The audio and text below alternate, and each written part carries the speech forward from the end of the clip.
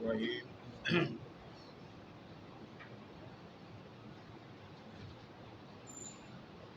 اللہ کے ناموں میں اللہ کا جو سب سے زیادہ معروف نام ہے وہ اللہ ہے۔ یہ اللہ تعالیٰ کا اسم ذات ہے، اور اس لفظ کا معنی ہے کہ وہ ذات جس سے تعلق بنایا جائے، عاجزی دکھائی جائے جس کے سامنے، جس کے ساتھ اپنے مفادات کو وابستہ رکھا جائے، جس کے سامنے جھکا جائے، جس کے حضور اپنی حاجتیں پیش کی جائے۔ اللہ ہوتا ہی وہ ہے کہ جس کے سامنے عاجزیاں اور انکساریاں دکھائی جائیں۔ اس لیے اللہ تعالیٰ کو بندے میں غیر پر بھروسہ کرنا یا اپنی صلاحیتوں پر بھروسہ کرنا، دونوں باتیں پسند نہیں ہیں۔ اللہ کو یہ اچھا نہیں لگتا کہ اللہ کا بندہ اسے یوں لگے کہ اللہ کے علاوہ کوئی اور بھی اس کا کارساز ہے، اس کے کام بنانے والا ہے۔ اس لیے آپ دیکھیے علماء عقیدہ نے دم کرنے کے جو آداب ذکر کیے ہیں قرآن و حدیث کی روشنی میں، ان آداب میں یہ ہے کہ آپ عربی زبان میں دم کر رہے ہوں، کلام آپ کا واضح ہو، اس کلام میں اللہ کی صفتیں آپ کر رہے ہوں، اللہ کی تعریفیں آپ کر رہے ہوں، اور اہم بنیادی شرط یہ ہے کہ آپ کا انحصار دم کرنے والے پر نہ ہو جائے۔ آپ کا بھروسہ اور آپ کا انحصار اللہ تعالیٰ پر ہو، یہ دم کے جائز ہونے کے لیے بنیادی شرط ہے۔ اگر کہیں ایسا بن رہا ہو کہ جو دم کر رہا ہے، دم کرانے والے کا بھروسہ، انحصار، امید، توکل اسی پر بن جائے، تو یہ بات دم کی اس حالت کو ناجائز قرار دیتی ہے۔ بندہ جب خیر کی طرف اپنی کامیابی کو منسوب کرتا ہے تو یہ بات اللہ کو ناپسند ہے۔ بخاری وغیرہ میں کتاب الجہاد میں حدیث آتی ہے، نبی مکرم صلی اللہ علیہ وسلم احد میں میدان میں اترے ہوئے ہیں۔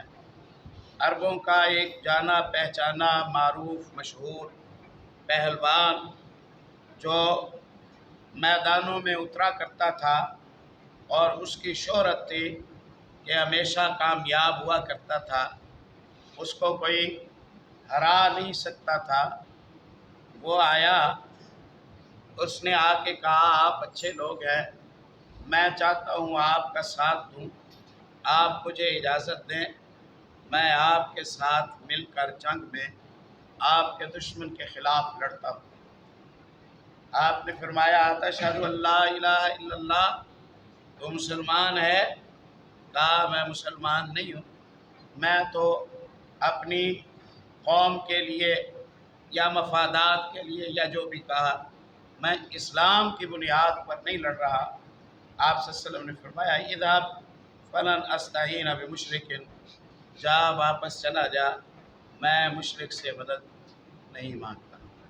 آپ دیکھیے ہم نے بعض جنگوں میں دیکھا ہے پیارے نبی صلی اللہ علیہ وسلم کو کہ آپ صلی اللہ علیہ وسلم نے کچھ خبریں، کچھ معمولات، کچھ معاملے آپ صلی اللہ علیہ وسلم نے غیر مسلم قابل اعتبار لوگوں سے استفادے کیے۔ آپ نے ہجرت کے سفر میں ایک غیر مسلم کو اپنا گائیڈ بنایا تھا، اسے آپ صلی اللہ علیہ وسلم نے معاوضہ بھی دیا۔ یہاں یہ بندہ پہلوان ہے، یہ بندہ عربوں کی نگاہ میں ناقابل تسخیر ہے، اسے جنگ میں آپ شریک کریں تو لوگوں کو یہ لگے گا کہ فلاں پہلوان آیا تھا، جیت تو ان کی پکی تھی۔ تو آپ صلی اللہ علیہ وسلم نے اسے ہٹا دیا، تاکہ کہیں بندے کے ساتھ وابستگی نہ بنے اور بندے کا سارا انحصار اور بھروسہ اللہ تعالیٰ کی ذات پر بنے۔ آپ صلی اللہ علیہ وسلم نے مکہ فتح کیا اور شوال کے مہینے میں آپ صلی اللہ علیہ وسلم جنگ حنین کی طرف روانہ ہوئے۔ یہ آپ صلی اللہ علیہ وسلم کی زندگی کی سب سے بڑی جمعیت ہے جو مجاہدین کو میسر آئی۔ 12,000 کا لشکر جرار ہے، نہ اسلحے کی کمی ہے، نہ افراد کی کمی ہے، نہ سپاہی اتنی تعداد میں اس سے پہلے کبھی آئے تھے۔ آج لوگ جا رہے ہیں۔ اس دوران آپ صلی اللہ علیہ وسلم پر ایمان لانے والے نئے مسلمان جو ابھی پچھلے ہفتے فتح مکہ کے دن مسلمان ہوئے تھے، کبھی تربیتیں حاصل نہیں کی تھی، تو وہ ان میں سے بعض نے کہا کہ لن نغلب اليوم من قلت، تعداد کی کمی کی وجہ سے ہم مار نہیں کھائیں گے۔ اس دفعہ تعداد بہت ہے، اس دفعہ تعداد بہت ہے، وسائل بہت ہیں، مسئلہ کوئی نہیں ہے۔ 12,000 کا لشکر ہے، اب بلا میں کون ہرا سکتا ہے؟ یہ بات نئے مسلمانوں نے کی اور یہ بات چند نے کی، سب نے نہیں کی تھی۔ آپ صلی اللہ علیہ وسلم کے ساتھیوں کی اس بات کو اللہ نے پسند نہ کیا۔ حنین میں جیسے ہی یہ پہنچے، میدان میں اترے، تیر بارش کی طرح اترنے لگ گئے اور بڑی افراتفری کی کیفیت پیدا ہو گئی۔ اللہ نے واضح کر دیا کہ تم تعداد کے زور پر کامیاب نہیں ہو سکتے، تمہاری کامیابی میں تمہارے رب تعالیٰ کی مدد کی ضرورت ہے، تمہاری کامیابی میں تمہارے رب کی مدد کی ضرورت ہے۔ وَيَوْمَ حُنَيْنٍ إِذْ أَعْجَبَتْكُمْ كَثْرَتُكُمْ فَلَمْ تُغْنِ عَنْكُمْ مِنَ اللَّهِ شَيْئًا۔ حنین والے دن تمہیں تو اس بات نے خوش کر دیا تھا نا کہ تم تعداد میں زیادہ ہو، اب بھلا تمہیں کون ہرا سکتا ہے؟ تعداد کے زور پر پھر تم لڑ سکے کیا؟ نہیں لڑ سکے۔ تم مدد اللہ رب العزت نے کی اور اللہ نے تمہیں حنین کے موقع پر فتح نصیب فرما دی۔ آپ نے دیکھا بندہ دم کرنے والے پر انحصار کرے تو شریعت اسلامیہ اسے ٹوک دیتی ہے۔ پہلوان میدان میں اترے اور لوگوں کا اس کے ساتھ تعلق توکل بننے لگے تو شریعت اسلامیہ ٹوک دیتی ہے۔ بندوں کی زبان سے یہ جملہ نکلے کہ ہمارے پاس وسائل بہت ہیں، ہم مار نہیں کھائیں گے، تو شریعت اسلامیہ اسے ٹوک دیتی ہے۔ تو کیا چاہتی ہے پھر شریعت اسلامیہ؟ شریعت اسلامیہ یہ چاہتی ہے کہ آپ کو یوں لگے کہ آپ کا اگر کوئی کام بنتا ہے نا تو وہ اللہ کی مرضی سے بنتا ہے، اور اگر وہ رکتا ہے تو وہ اللہ کی مرضی سے رکتا ہے۔ اگر رب نہ بنائے تو کام نہیں بن سکتا، اور اگر رب نہ کرے تو کام نہیں ہو سکتا۔ آپ صلی اللہ علیہ وسلم نے بیماریوں کی متعدی ہونے کے بارے میں ارشاد فرمایا، لا یودی شیء شیئا، یاد رکھو بیماریاں متعدی نہیں ہوتی ہیں۔ اس کی بیماری اسے لگ گئی، اس کی بیماری اسے لگ گئی، بیماری پھیل گئی ہے، لوگوں کو لگ گئی ہے۔ ہر گھر میں 4 6 بندے ایک بیماری کا شکار ہیں۔ کوئی بیماری متعدی نہیں ہوتی، کوئی بیماری متعدی نہیں ہوتی۔ لا ادوا، متعدی ہونے کا جو نظریہ ہے یہ ٹھیک نہیں ہے۔ بیماریاں نہیں لگتی ہیں ایک سے دوسرے کو، پہلے کو بھی اللہ کے حکم سے لگتی ہے، دوسرے کو بھی اللہ کے حکم سے لگتی ہے۔ آپ نے یہ ارشاد فرمایا، ایک صاحب نے کہا اللہ کے نبی آپ فرما رہے ہیں کہ بیماری ایک سے دوسرے کو نہیں لگتی، ہم دیکھتے ہیں کہ ایک سے دوسرے کو لگ رہی ہوتی ہے۔ کہا کیسے؟ کہا میرے پاس اونٹ ہوتا ہے، سارے اونٹ صحیح سلامت ہیں، میں ایک اونٹ کو خریدتا ہوں، وہ جرب کی بیماری کا شکار ہے، جلد میں خارش ہے، جلدی خارش کی بیماری ہے، میں اسے اپنے باقی اونٹوں کے درمیان چھوڑ دیتا ہوں، دیکھتے ہی دیکھتے جرب کی بیماری میرے باقی اونٹوں میں لگ جاتی ہے۔ تو بظاہر تو یہ لگتا ہے کہ اس اونٹ کی بیماری دوسرے اونٹوں کو لگ گئی ہے، میں تو یہ سمجھتا ہوں۔ آپ نے فرمایا تجھے یہ لگتا ہے اس اونٹ کی بیماری چل کر اس کو لگ گئی، اس کو لگ گئی، اس کو لگ گئی۔ کہاں بات تو ایسے نظر آتی ہے آپ نے فرمایا اچھا یہ بتا فمن عادل اولا، پہلے کو بیماری کہاں سے لگی؟ پہلے اونٹ کو جو یہ بیماری لگی تھی وہ کہاں سے لگی تھی؟ اس نے کہا پہلے کو اللہ کے حکم سے لگی۔ آپ نے فرمایا جس نے بیماری کو پہلے پر شروع کیا اسی نے بیماری کو دوسرے پر شروع کیا۔ جس نے پہلے کو بیماری کا شکار کیا دوسرے پر بیماری اسی کی وجہ سے آ گئی۔ آپ صلی اللہ علیہ وسلم نے فرمایا پہلے کو بھی بیماری اللہ کی وجہ سے لگتی ہے، دوسرے کو بھی بیماری اللہ کی وجہ سے لگتی ہے۔ اللہ کا حکم نہ ہو تو بیماری ایک سے دوسرے کو منتقل نہیں ہوتی۔ ہم عرض کیا کرتے ہیں اگر بیماریاں خود سے دوسرے کو لگ جاتی ہوتی نا تو ہمارے معاشرے میں سب سے زیادہ بیمار ڈاکٹروں کو ہونا چاہیے، اور ماشاءاللہ ہمارے معاشرے میں سب سے زیادہ صحت مند ڈاکٹر ہوتے ہیں۔ سب سے زیادہ ایک ڈاکٹر صبح سے لے کر شام تک وہ 100 مریض کو ہاتھ لگاتا ہے، اسے چیک کرتا ہے، اس کا بخار چیک کرتا ہے، بلڈ پریشر چیک کرتا ہے، بات چیت کرتا ہے، اس کے ساتھ 2-4 منٹ گزارتا ہے تو بیماری ایک سے دوسرے کو بھاگ کر لگ جاتی۔ یوں ڈاکٹر پہلے بیمار ہوتا، معالج کوئی میسر نہ ہوتا۔ ڈاکٹر صحت مند ہے، رہتا بیماروں کے اندر ہے، رہتا ہسپتالوں کے اندر ہے، وقت وہ وہاں گزارتا ہے۔ اس کا معنی یہ ہے کہ بیماری اپنے آپ خود نہیں لگتی، بیماری اپنے آپ خود نہیں لگتی ہے۔ ہاں آپ صلی اللہ علیہ وسلم نے احتیاط سکھائی۔ اب بیماری تو لگے اللہ کی وجہ سے، اللہ کے حکم سے۔ آپ کے تیمارداری کے لیے میرے مریض کی آنکھ میں تکلیف تھی، آنکھ اس کی تکلیف کا رمد کا شکار ہو چکی تھی، آپ جا کے ملے، کچھ دیر بیٹھے، شام کو آپ کی آنکھ میں بھی درد شروع ہو گیا، صبح اٹھے تو ماشاءاللہ گلولا بنا ہوا تھا، آپ نے کہا اچھا اس سے مل کے آیا ہوں، بیماری لگ گئی۔